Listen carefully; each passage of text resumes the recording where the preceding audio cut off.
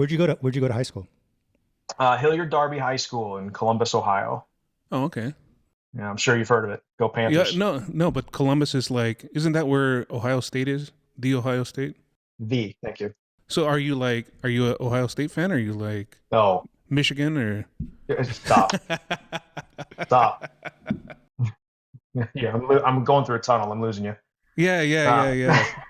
yeah, huge Ohio State fan. I mean, if you grow up in Columbus, it's college football town. You live, breathe, and eat Ohio State football. But yeah, I went to Hilliard Darby High School, and I was super lucky. That's where I don't know if you guys know John Merritt.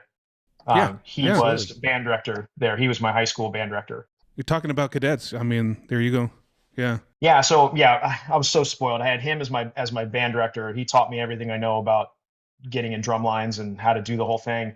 And then he would bring in one of his friends to help teach, and that was Eric Ward, who was like battery caption head at Cadets. So that was my upbringing. That's how I learned how to be in drum lines. I was so lucky.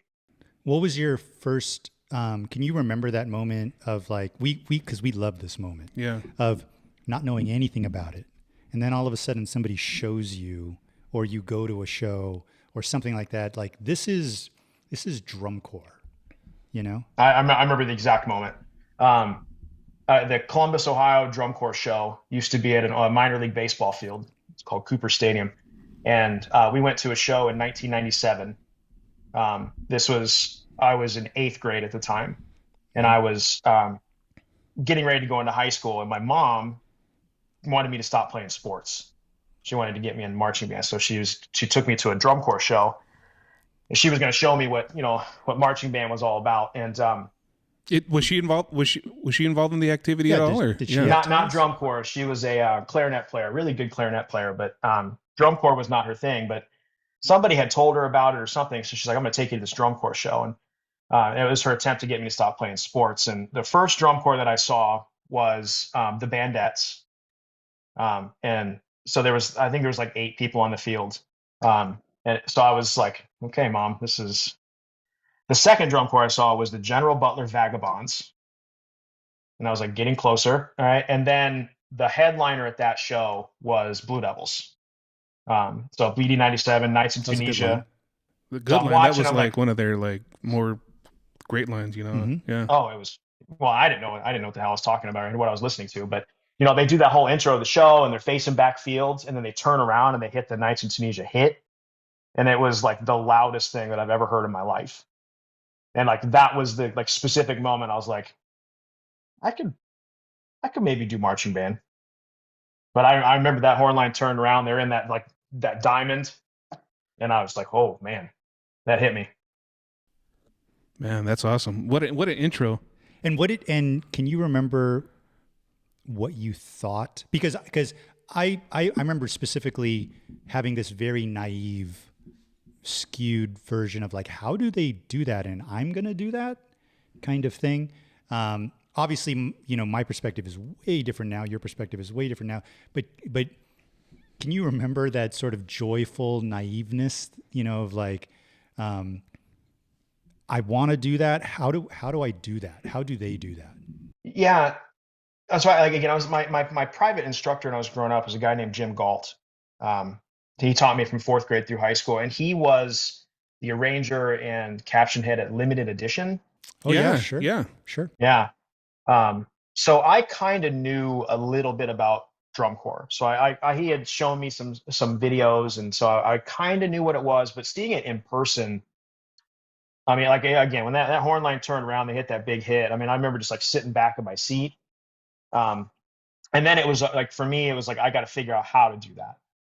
So immediately I went to my private lesson the next week and I said, Mr. Galt, like I saw this. What is that?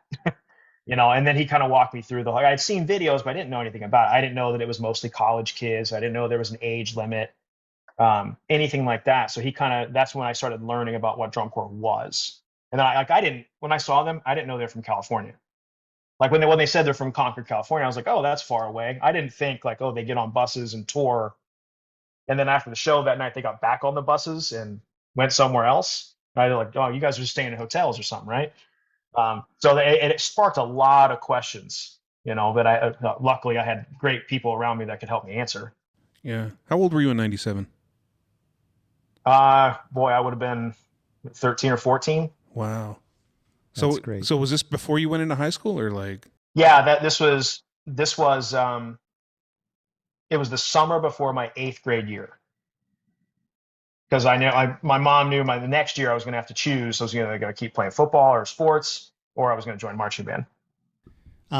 So when did you start to get some answers to those questions? Was it high school? Was it, because you had all of those people who had experience? It was the week after that drum corps show. I had lessons on Tuesdays. So I got a drum corps show the following Tuesday. I came in and I had a list of questions. What was that? How do I do that? So I started getting some questions, and then I got into high school, the next year, and that was John Merritt's first year at Hilliard. So, and I remember day one, he had a gray T-shirt that said Cadets on it, and I was like, I kind of knew who they were, and I was like, oh, okay. And so he kind of showed me the rest of the way. That's cool. What a great band director to have, I know. if you wanted to be involved in the activity. Can you remember what was important to those guys, because we said they held a lot of early answers to your questions, but how they approached those answers depended probably a lot on what they valued as educators. Can you remember at all the sort of like what kind of foundation they instilled in you back then? Yeah, so Jim Galt, he passed away in 2019. And he actually taught John Merritt. So there was a lot of crossover, kind of like a family tree, so to speak. Like, so a lot of the guys that I was influenced by who marched limited edition knew Jim. So Mr. Galt, he got me to fall in love with music and drumming, especially rudimental snare drumming.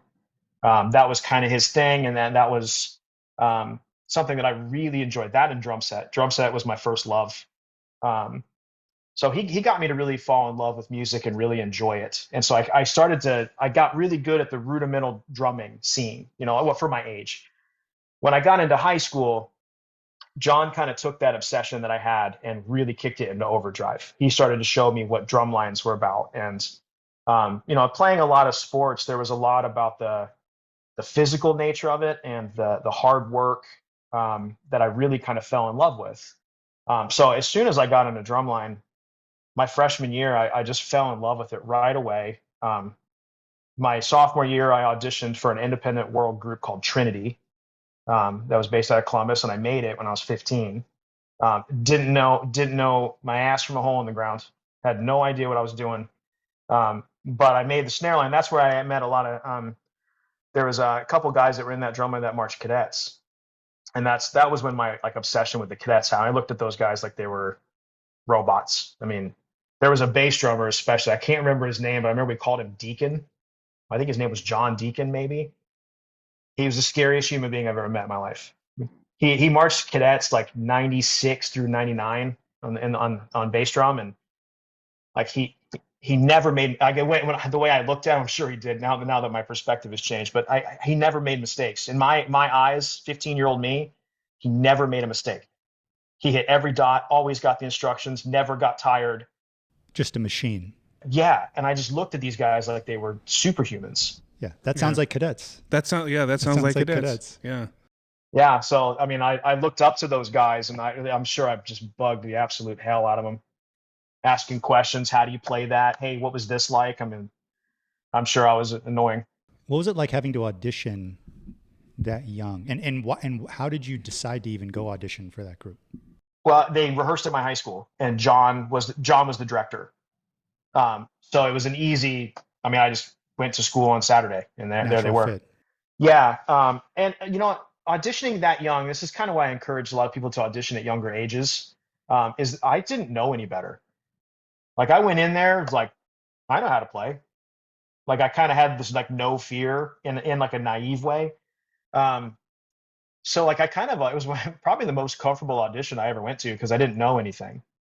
They said play this, and I go okay. Or they said play this, and I didn't know how. I'd go I don't know how to play that. Like there was no like I wasn't expecting to make it. I just wanted to go drum with people that were way better than me. So I remember walking, like when they told me that I made it, it was in complete shock. I was like, what do you mean? Wait, I have to do this now? Right. Like that, these guys march cadets. I didn't, you're mistaken. Was there ever a time when you were like, yeah, I'm gonna go march cadets. That's the goal. I want to be in cadets. I want to be in cadets. 100%. Yeah, you know, I was such a fan of cadets. So I loved, that's all, I mean, like, that's all I really ever drummed was cadets music and learning this snare break and that snare break. And, what's funny is like the older I got and the closer I got to auditioning, the more people tried to talk me out of it. They're like, I don't know, because they had their reputation of being super old school, and actually the guy that talked me out of marching cadets was Eric Ward, who was Really? teaching at cadets. Yeah, which probably means he didn't want me there. But it was toward like when I was graduating high school and I was ready, I could afford to do drum corps. He was kind of ending his time, ended up being his last year there, and I think he was, for whatever reason, he kind of knew he was on his way out, maybe. Um, so I ended up at Crown. Did you never audition for cadets then? Never went to a camp. Wow. Do you ever regret that? Uh, yes and no. Like a little part, like, man, I wish I would have went, because that would have been what, like 03, 04? So my junior year of high school, cadets lost a snare drummer during spring training. This is the '01 season, and Eric had called and asked if I wanted to fill the spot. And I talked to my mom and everything, and they said yes. So I was going to go fill a spot at cadets in '01. They just did the 2000 show, which still to this day is my favorite drum corps show of all time. And a bunch of things happened, school and all that I ended up not being able to do it. So, but if I would have done that, I aged out in '05. I probably would have marched 1, 2, 3, 4, and 5. Wow. Those were some all right those cadets lines. they were decent lines. Yeah, I would have won 4 drum trophies out of 5 years and a championship. But everything happens for a reason. So it could have worked out. Why didn't you march in '01? I might have missed that. That was the summer before my senior year of high school. But I thought they called you. Yeah, they did. There was a lot of, I said yes and I was going to go do it. And some school stuff happened where if I was going to leave, I was going to have to like drop out of some classes. So nothing bad. That's making it sound like it's bad, but the school had a rule that you weren't allowed to go march drum corps until you graduate. And I was going to break that rule, and I ended up not breaking it. But yeah, hey, who would have known what would have happened if you ended up breaking that rule? Right. Would have had a couple Sanfords, but So Trinity was an indoor group. yeah. What was it like actually going to indoor shows and getting a sort of an in-person glimpse into that world? And did your high school do indoor also? So my freshman year, that was John's first year. That was the first time we had an indoor line. So I did a Scholastic A. We were in Scholastic A that year, and we only did a local circuit. We didn't go to WGI. I didn't even know what WGI was. We ended up doing really well. We won our class, and but that year, so we did our state championship. That was all we did. We didn't do WGI, and then some friends took me to see WGI live in Dayton. Didn't know I had no clue what I was about to go see. So I saw, that was the 99 WGI season. So I saw that and I was immediately like, I want to do that. That looks awesome. I remember like watching Blue Knights that year thinking, man, that's awesome. That was also, I saw my 2 favorite groups that year, Blue Knights and Mystique. In 99 Mystique, I was like, I want to do that. So as soon as I heard there was an opportunity, literally in my backyard, I had to do it. Funny enough, that was actually 99 was actually my first trip to Dayton. I taught a group from Southern California called Black Knights. I remember Black Knights. Yeah. And I actually ended up sort of leaving the activity and going into my career after that. But that was my introduction to Dayton was 99. How different was it back then? I just remembered it hailed. Like I remember I got off the the airplane, and I was walking to the car and it was hailing. But I mean, like the amount of groups, was it? It wasn't what it was today. It right? was a lot less. It was a Yeah. lot less. Yeah, there was, less than 10 in Independent World, I remember. I think there was 7 or 8 independent world groups. Scholastic World was way bigger than Independent World back then. I was gonna say that's when Scholastic World was like the headline. They were right? really driving it. Mission Viejo 99. Yeah. What a great show that was. Yeah. Yep. Northmont, was that another group that was North Glen. North North Glen. Glen. North North Glen. Glen. Is that the Colorado show? They're from Colorado group. Yeah. No, they're from Colorado. That was the Life After Life show with the blinds. Yeah, Mhm, yeah. mhm. Yeah, I've only seen that like on YouTube, but it's cool. Oh, it was awesome. Yeah, that was the first indoor show I went to. Yeah. So growing up, like being a Cadets fan, how excited were you was it 23 when Enst came on the Cavalier staff? I was like a little kid, man. As long as I've been doing this, like one of the people that I've really never crossed paths with or got to know was Tom. Interesting. I mean, I had when I was like in high school, I'd see him and I'm gonna go talk to him, and I never would. So when I heard he was gonna, when Mike asked me if I was gonna be okay with him coming on, I was like, yeah, of course. So I remember calling him for the first time, like being super nervous. Then I got to know him. He's just a big goober. He's just a genuine, awesome guy who, doesn't really have an ego, like knows what he likes, but really easy to work with. So I was thrilled. An opportunity to kind of meet one of your idols and then work with them. I mean, come on, doesn't get better than that. Okay, so you got to work with them the last couple of years. What, if anything, have you taken away working with them that you're going to apply, or that you apply now? Yeah. So the first thing I learned from Tom Monks is that I'm not very good at my job. He's way better at it than I am. His ability to run ensemble, like he made me really, I have to get better at running ensemble. He's just, he's been doing it for 40 years. But the way he hears things, and then the way he delivers information to the ensemble, and how simple he makes it sound.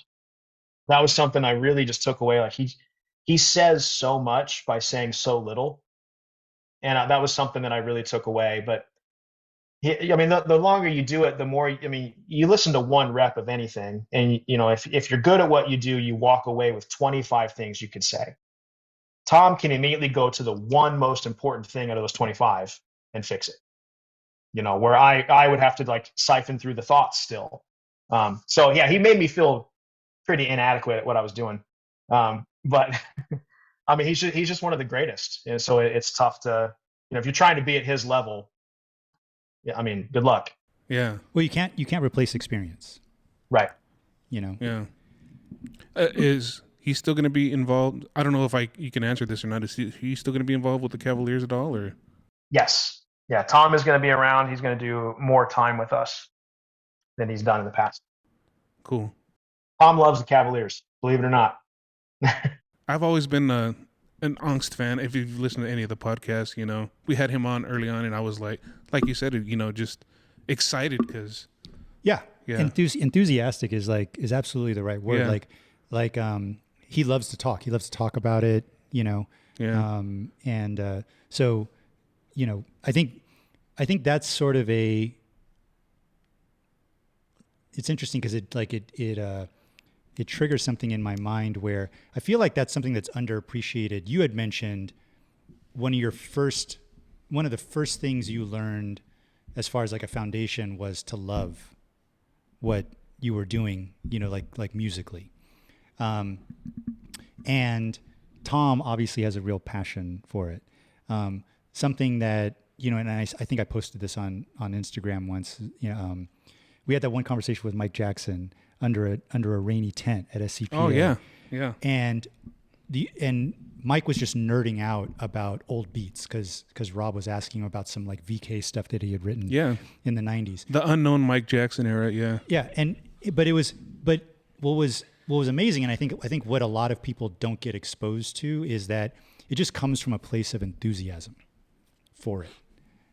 That's what's going to make you want to get it right, think about it all the time, you know, and never get tired of it, you know? So it's I feel like that's also a very healthy thing. Oh yeah. In this, when everybody else is sort of focused on the grind, you know, and the competitiveness and like that can get unhealthy, but starting from a place of like, I love this, I feel like is a good, Yeah. you know, something good to put out there. Yeah. Yeah.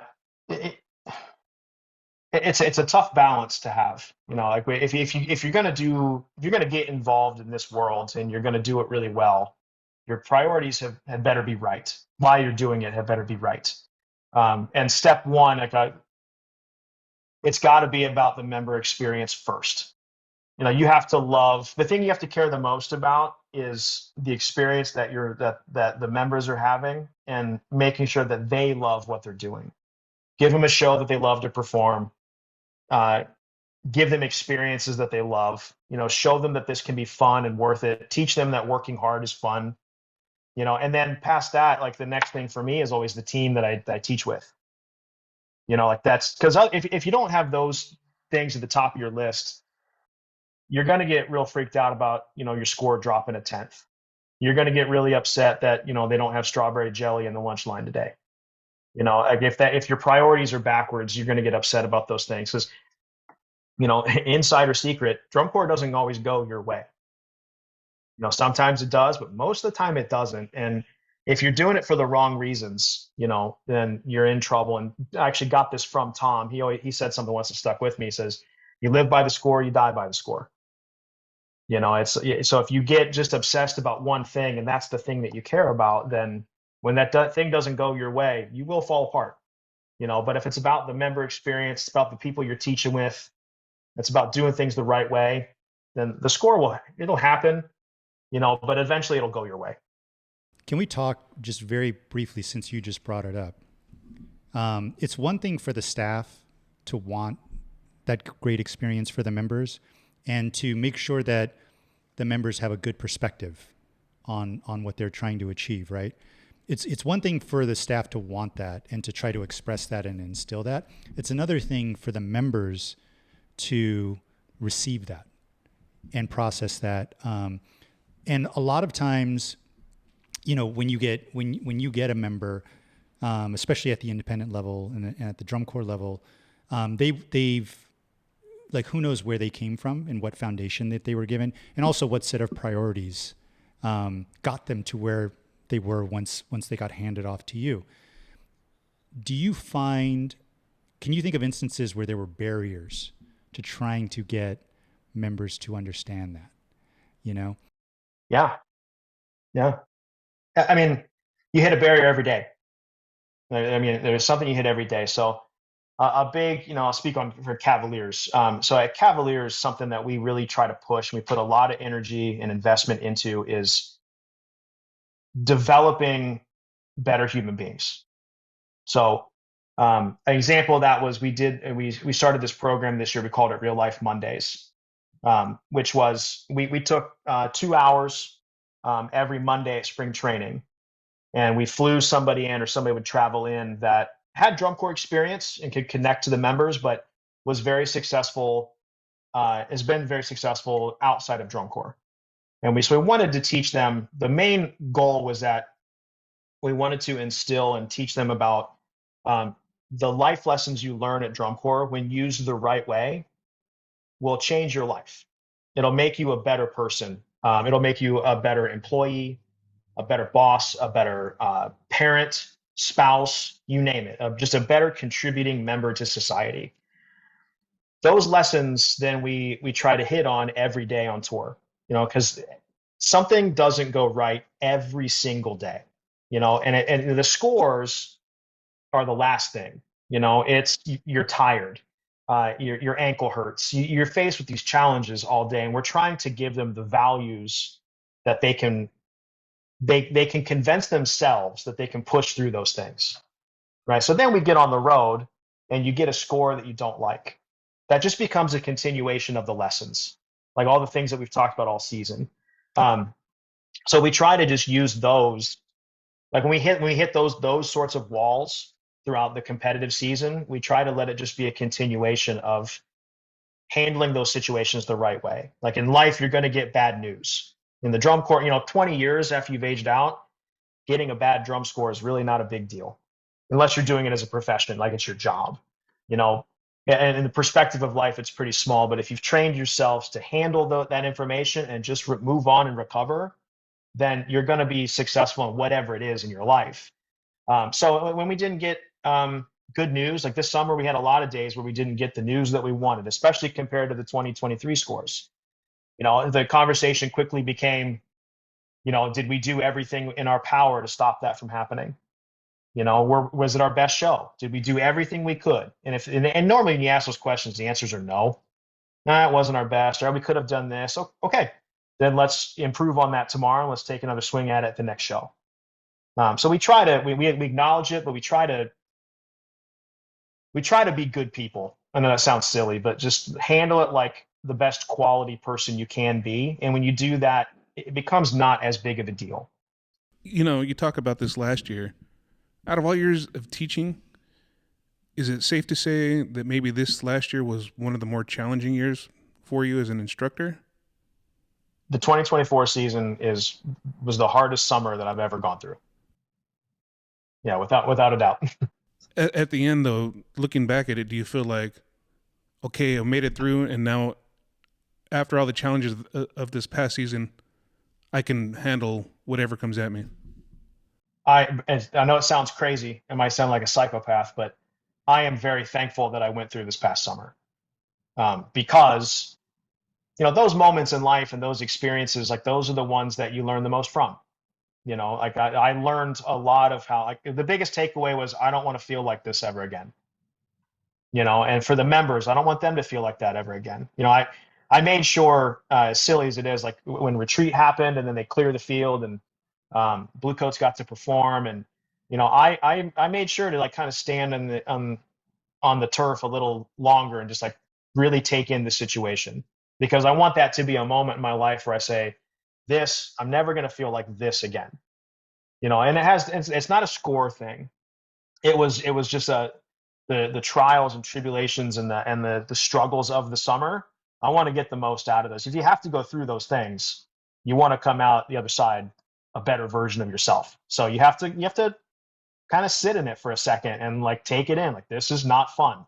This was not the best summer that I've had, but as long as you learn from that, then we're going to be better next year because of it. And we're just getting to know you here, Josh, is part of that feeling, like how heavy that hits you.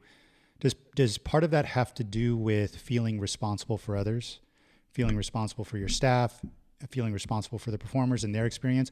I don't know if you're the type of person that sort of carries a lot of that in terms of responsibility, or if you delegate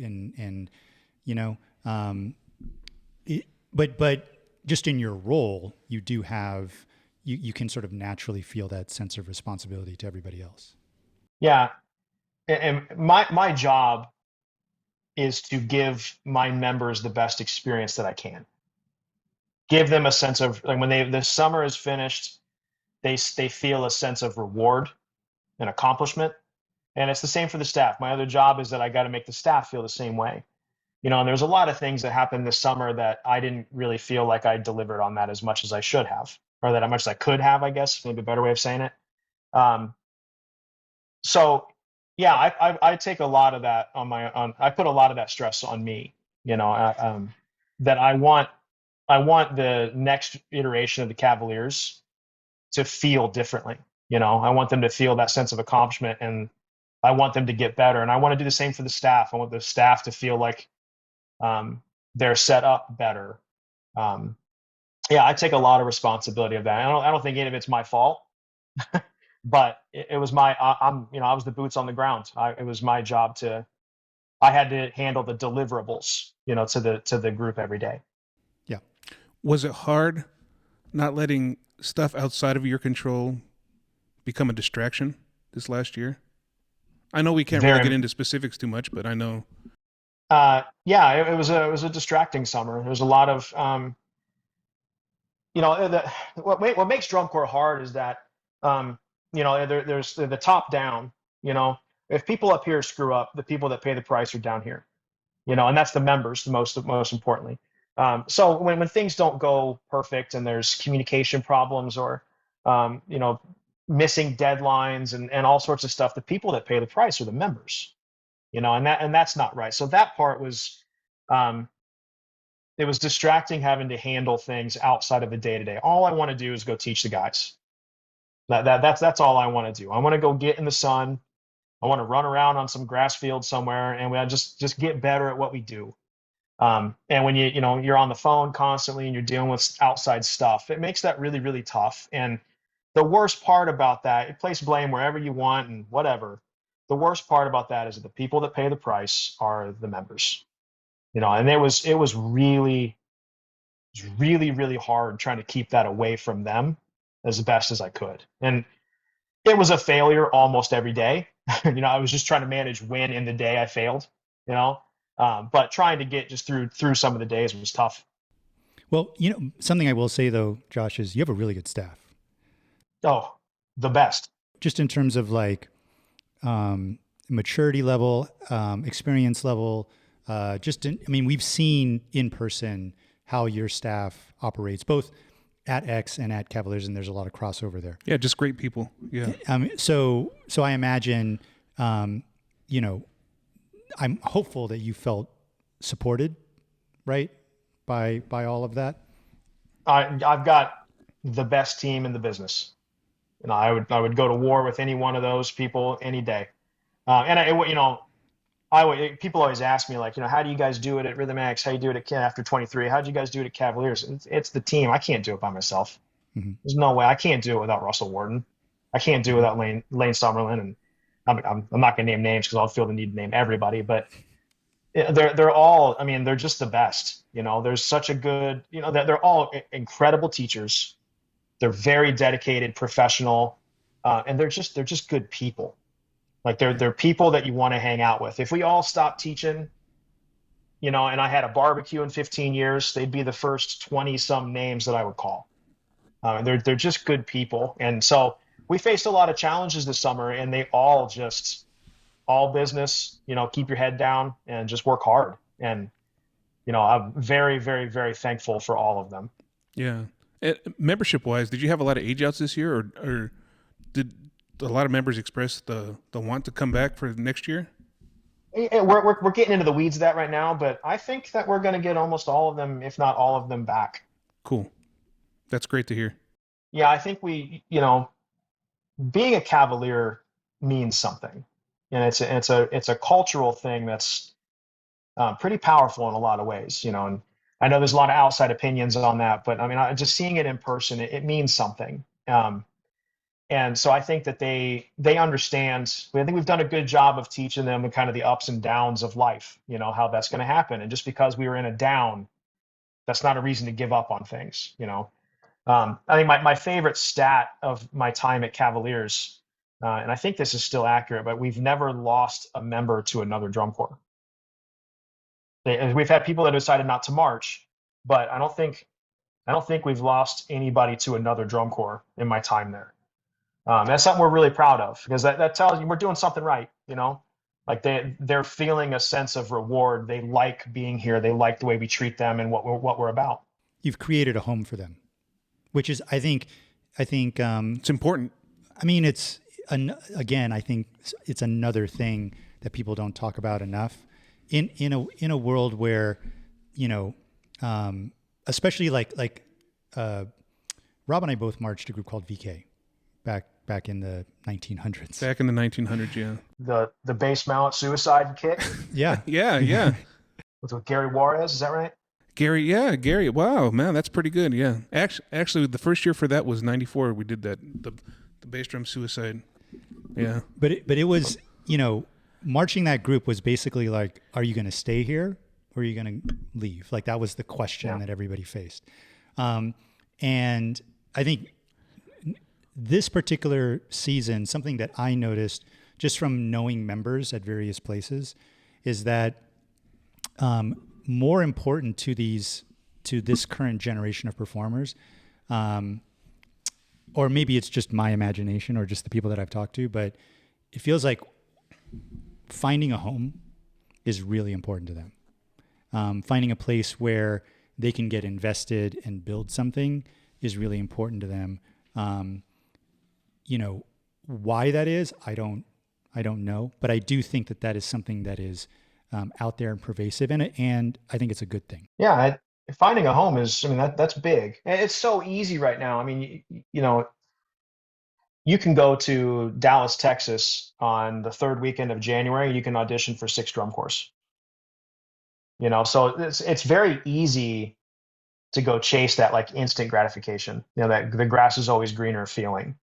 And it's not always true. I always tell people that all the time, like, oh, I love this drum corps. They did this show last year. I'm going to go there. I'm like, okay, cool. They're not doing that show again, right? Like, that was last year's show. You don't know what they're going to be doing this year. What if they do something you don't like? It's more about like, if you want to go there, you need to go there because you want to be a part of that culture. You want to be a part of that team. The shows come and go. Like, no one knows what they're going to do next year. They can tell you the show title all they want. You have no idea what it is. You don't know what the drill looks like, the uniforms, none of that. So it's more about are you going to find that team, that family, and are you going to enjoy that? Because the show won't be there ever again. And a lot of times you literally don't know until you get like a tiny glimpse at auditions, right? But it's about taking what you perceive from the outside and all of the assumptions that go along with that, and reconciling that with what you then get exposed to from the inside. Because that's what's going to determine your long-term happiness. Like, what's the day-to-day going to be like?